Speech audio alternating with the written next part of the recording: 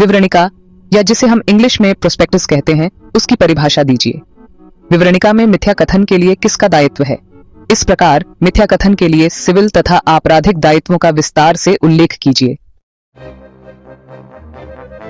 विवरणिका एक ऐसा दस्तावेज होता है जिसे कोई कंपनी तब जारी करती है जब वह जनता से शेयर, डिबेंचर आदि के लिए निवेश आमंत्रित करती है।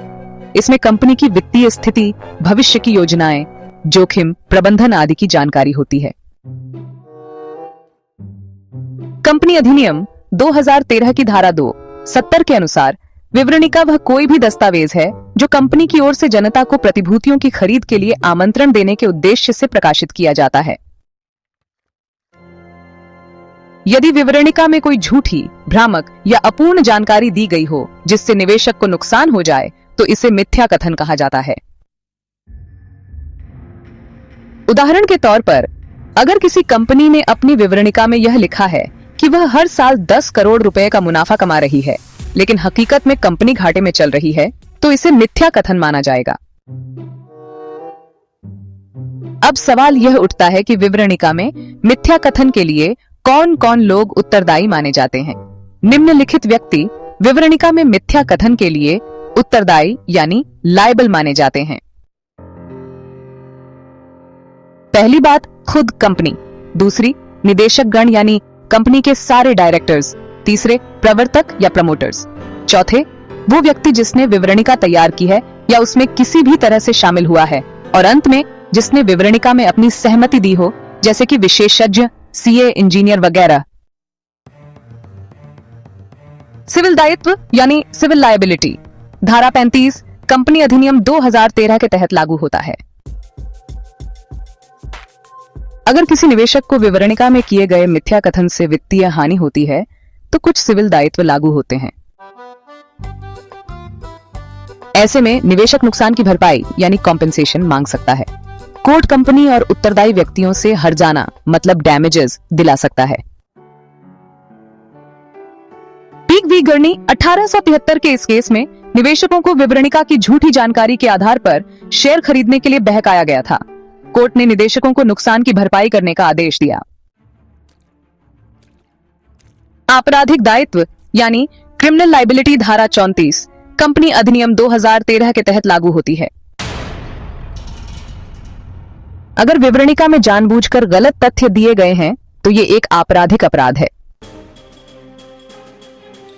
दंड की बात करें तो इसमें 6 महीने से लेकर 10 साल तक की जेल हो सकती है और साथ ही कंपनी या निवेशकों को हुए नुकसान के 3 गुना तक जुर्माना भी लगाया जा सकता है या फिर दोनों सजा एक साथ भी मिल सकती हैं। केस लॉरेक्स वी किलसैंट 1932 में कंपनी के प्रवर्तक ने लाभ छिपाकर विवरणिका में झूठा विवरण दिया था। उसे आपराधिक सजा दी गई थी। विशेष टिप्पणी यानी स्कॉलरली ओपिनियन। पाल्मर के अनुसार prospectus is the window through which the public sees the company, अर्थात विवरणिका वह खिड़की है जिससे जनता कंपनी को देखती है, इसलिए उसमें सत्य व पूरी जानकारी होनी चाहिए। निष्कर्ष यह है कि विवरणिका एक महत्वपूर्ण दस्तावेज है जो निवेशकों को कंपनी में विश्वास दिलाने का कार्य करता है।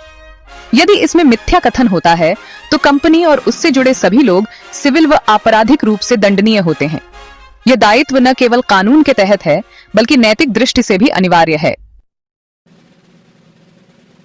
संक्षिप्त उत्तर है, विवरणिका व मिथ्या कथन में दायित्व।